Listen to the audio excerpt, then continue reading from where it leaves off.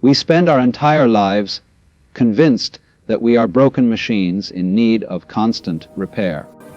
We walk around carrying this enormous toolkit of self-improvement, forever tinkering with ourselves, adjusting this, fixing that, as if we were automobiles that had rolled off the assembly line with defective parts.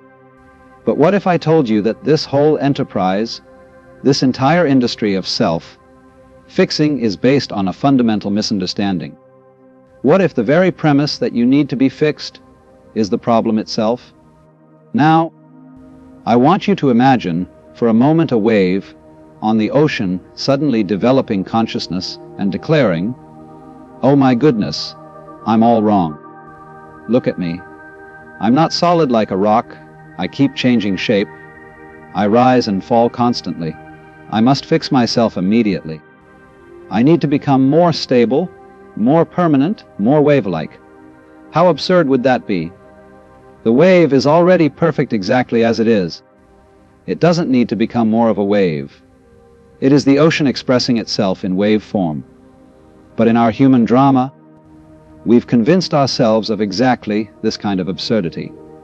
You see, we've been sold a story, haven't we? The story goes like this. You are fundamentally flawed. You have problems that need solving, issues that need addressing, aspects of yourself that need improvement. And if you just try hard enough, if you just find the right method, the right teacher, the right technique, you can finally fix yourself and become the person you're supposed to be. This story is so pervasive, so woven into the fabric of our culture, that we rarely question it. We simply accept that we are works in progress, rough drafts waiting to be edited into final form. But what if this story is not just wrong, but backwards? Let me tell you something that might sound scandalous to the self-improvement industry. You were never broken. You were never incomplete. You were never a problem that needed solving. The very idea that you need to be fixed is the only thing that needs fixing. Think about it this way. When you look at a tree, do you say, "Oh, that poor tree. It really needs to work on its branches, and those leaves completely the wrong shade of green. If only it could fix itself. It might become a proper tree someday." Of course not. The tree is already magnificent exactly as it is. It's not trying to become anything other than what it naturally is. It grows, it changes, it responds to its environment. But it doesn't have a committee meeting with itself every morning to discuss its personal development goals. But we humans, we're different. We've developed this peculiar capacity to step outside ourselves and become our own critics, our own project managers, our own renovation crew. We look in the mirror and see not a miraculous expression of life, but a fixer-upper. Now, don't misunderstand me. I'm not saying there's anything wrong with learning, growing, or changing. A tree learns too. It learns which way to grow toward the light, how to sink its roots deeper, how to weather storms. But the tree doesn't torture itself about not being tall enough or worry that its bark isn't smooth enough. It simply responds naturally to what life presents. The difference is this: the tree trusts its own nature. But we've learned to mistrust ours. We've been taught that our natural impulses are suspect, that our spontaneous responses are probably wrong, that left to our own devices, we'll surely make a mess of things. So we develop this internal supervisor, this constant monitor, that watches everything we do and evaluates it. Am I being productive enough? Am I responding correctly? Am I improving at the proper rate? Shouldn't I be further along by now? It's exhausting, isn't it? Like having a micromanager living inside your head, taking notes on your performance, and always finding you lacking. But here's what's really happening. This supervisor, this inner critic, this voice that insists you need constant improvement, it's not actually you. It's a collection of voices from your past, judgments you've absorbed, standards you've inherited from parents, teachers, society, and culture. You've internalized a whole committee of judges, and now they're running your life, making you feel perpetually inadequate, forever behind schedule in your own existence. But who is it that's aware of this committee? Who is it that can observe these thoughts, these judgments, these constant evaluations? There's something in you that watches all of this drama without being caught up in it. That something is what you really are. You are not the thoughts about yourself. You're not the judgments, the evaluations, the constant commentary. You are the awareness in which all of this appears and disappears like weather patterns in the sky. The sky is never damaged by the weather that moves through it. Storms come and go, but the sky remains vast and open. In the same way, thoughts about your inadequacy come and go, but your essential nature remains untouched. Now, you might ask, or never react, but surely I do have problems. I do make mistakes. There are things about myself I'd like to change, of course. But here's the secret. You can make changes, learn new things, and grow in new directions without the story that you are fundamentally broken. Watch a child learning to walk. They fall down constantly.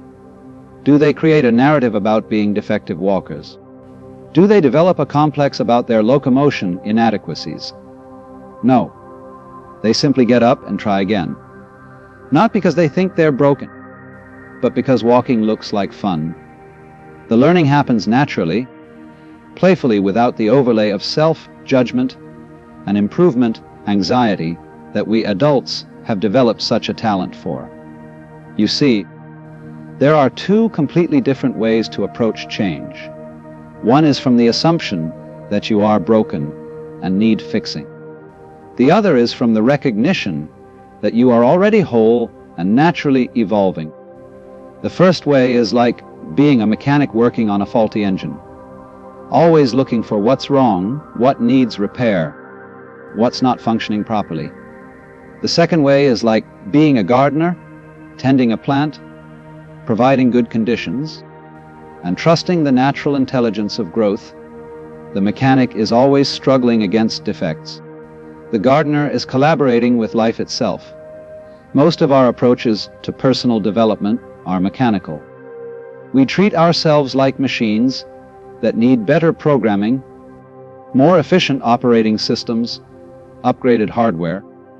We approach our emotions like software glitches, our habits like bugs in the code, our personalities like user interfaces that need redesigning. But what if you're not a machine at all? What if you're more like a garden? A living system that has its own wisdom about how to grow. When you trust this natural intelligence, something remarkable happens. You stop fighting with yourself and start flowing with yourself, instead of trying to force yourself into some predetermined mold. You allow your unique shape to emerge. This doesn't mean you become passive or stop learning. It means you learn the way a river learns the landscape, by moving with it rather than against it. Now, I know what some of you might be thinking. This sounds like making excuses for mediocrity. If I don't push myself to improve, won't I just stagnate? Doesn't this philosophy lead to complacency? But actually, the opposite is true. When you stop wasting energy fighting with yourself, when you stop the constant self-criticism and improvement anxiety, you free up enormous amounts of energy for actual living. Think about how much mental and emotional energy you spend every day evaluating yourself, worrying about whether you're doing life right, comparing yourself to others, setting goals, and then beating yourself up for not meeting them quickly enough.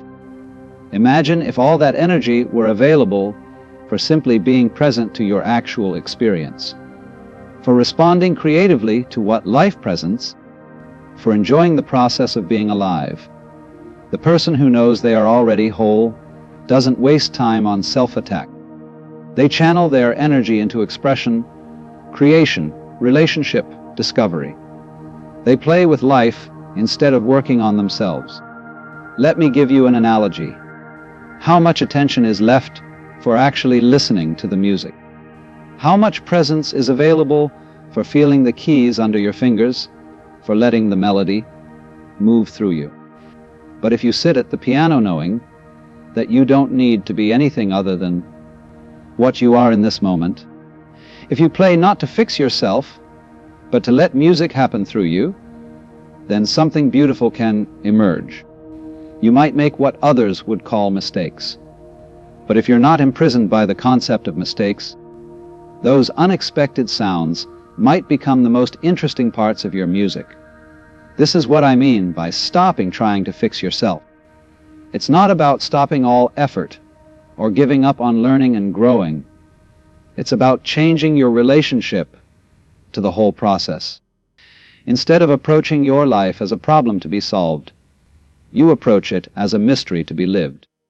Instead of seeing yourself as a project to be completed, you recognize yourself as an ongoing expression of life itself. And life is not a problem. Life is an activity. You don't solve life.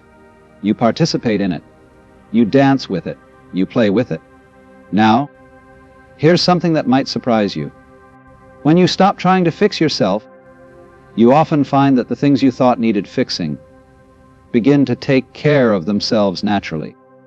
It's like the old saying about muddy water being best cleared by leaving it alone.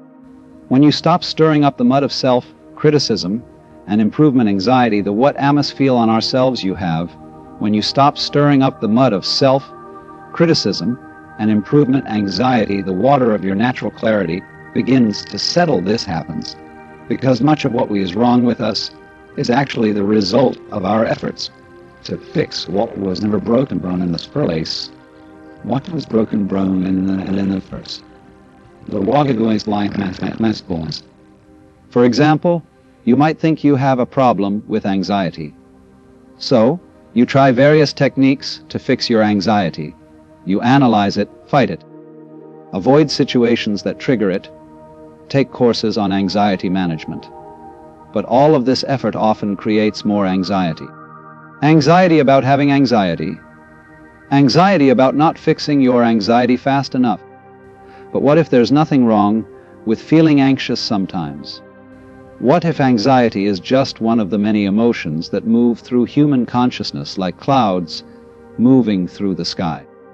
When you stop making anxiety into a problem that needs solving, when you stop adding the story, I shouldn't feel this way on top of the feeling itself, the anxiety often naturally dissolves or becomes much more manageable.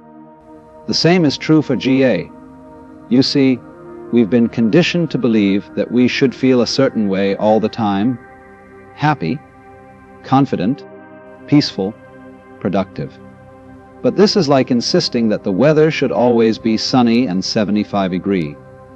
Emotions are the weather of consciousness. Sometimes it's stormy, sometimes it's cloudy, sometimes it's clear. This isn't a malfunction of your emotional system. This is how emotions work. When you understand this, you can stop trying to control your emotional weather and simply learn to dress appropriately for whatever conditions arise. The same principle applies to personality traits we've been taught to see as flaws. Maybe you're naturally introverted in a culture that celebrates extroversion. Maybe you're a dreamer in a world that demands constant action. Maybe you're sensitive in an environment that values toughness. Instead of trying to fix these aspects of yourself, what if you recognize them as part of your unique contribution to the world? What if you stopped apologizing for your nature and started celebrating it? The oak tree doesn't try to become more like a pine tree. The river doesn't apologize for not being a mountain. They simply express their nature fully and beautifully. When you accept your own nature this completely, something magical happens. You stop wasting energy on being something you're not. And all that energy becomes available for being magnificently what you are. Now, this doesn't mean you never learn new skills or develop new capacities. But the learning comes from curiosity and joy rather than from a sense of inadequacy. You learn because growth is fun, not because you're broken. It's the difference between learning to paint because you love color and form versus learning to paint because you think you should be more creative. One is play, the other is work on yourself. Think about children again. They don't say, "I need to work on my imagination." They simply imagine. They don't set goals for becoming more playful. They simply play. The natural intelligence of growth takes care of everything without the overlay of self-improvement ideology. But somewhere along the way, we learned to distrust this natural intelligence. We were taught that we needed external authorities to tell us how to live, what to feel, who to be. We internalized these authorities and created a whole bureaucracy of self-management. We have departments of self-criticism, committees of goal-setting, task forces of habit modification. We've turned our inner life into a corporation complete with performance reviews and improvement plans. But underneath all this bureaucracy, your original nature is still there. It never went anywhere. It's been patiently waiting for you to remember that you were never broken in the first place. This original nature is not something you need to achieve or become. It's what you are when you stop trying to be anything else. It's what remains when you let go of all the stories about what's wrong with you. And what remains is quite extraordinary. Not extraordinary in the sense of being special or superior, but extraordinary in the sense of being natural, authentic, spontaneous, alive. You know, there's a wonderful paradox here. The more you try to improve yourself, the more you reinforce the idea that you need improvement. But the moment you recognize that you were never broken, improvement happens naturally, effortlessly, without the strain and struggle. It's like the difference between a plant that grows naturally toward the light and a plant that someone keeps pushing and pulling in different directions to make it grow faster. Which one do you think will flourish? When you trust your own nature, when you stop fighting with yourself, when you recognize that you are already a perfect expression of life, then growth happens the way flowers bloom naturally beautifully in their own timing. This is not a philosophy of complacency. This is a philosophy of trust. Trust in the intelligence that beats your heart without your conscious effort, that grows your hair, that heals your cuts, that dreams your dreams. The same intelligence that creates galaxies and governs the migration of birds is the intelligence that you are. Do you really think it needs your anxious supervision to operate properly? So here's my invitation to you. What if you conducted an experiment? What if just for one day you stopped trying to fix yourself? What if you approached that day not as a problem to be solved, but as a gift to be received? What if you met your emotions without trying to change them? What if you noticed your thoughts without judging them? What if you moved through your activities without constantly evaluating your performance? What if you treated yourself the way you would treat a good friend with kindness, patience, acceptance, and humor? You might be surprised by what you discover. You might find that without the constant pressure of self-improvement, you naturally begin to relax. And in that relaxation, your authentic self begins to shine through. You might discover that you're actually quite wonderful exactly as you are. Not perfect in the sense of having no room for growth, but perfect in the sense of being a complete expression of life in this moment. And from that recognition, any changes that want to happen will happen easily, naturally, without force or struggle. Like a river that carves canyons, not through effort, but through persistent gentle flow. This is the great secret that the self-improvement industry doesn't want you to know. You were never broken. You don't need to be fixed. You are already whole, already complete, already enough. The only thing that needs fixing is the belief that you need fixing. And the beautiful irony is that you can't fix that belief through more fixing. You can only see through it the way you might see through a magic trick once you understand how it works. The magic trick is the illusion that you are separate from life, that you are a problem that life needs to solve. But you are not separate from life. You are life expressing itself in human form. And life is not a problem. Life is a celebration. So stop trying to fix yourself. There's nothing wrong with you that isn't wrong with everyone else. And there's nothing wrong with everyone else. We're all just waves on the same ocean. Each one unique, each one perfect, each one temporary, each one an irreplaceable part of the whole magnificent dance. When you realize this, really realize it, not just as an idea, but as a lived experience, then you can finally relax into being who you are. And who you are is already so much more beautiful than who you think you should be. The wave doesn't need to become more like the ocean. The wave is the ocean playing at being a wave. And you don't need to become more like life. You are life playing at being you. And that play, that game, that dance, that's not a problem to be fixed. That's the whole point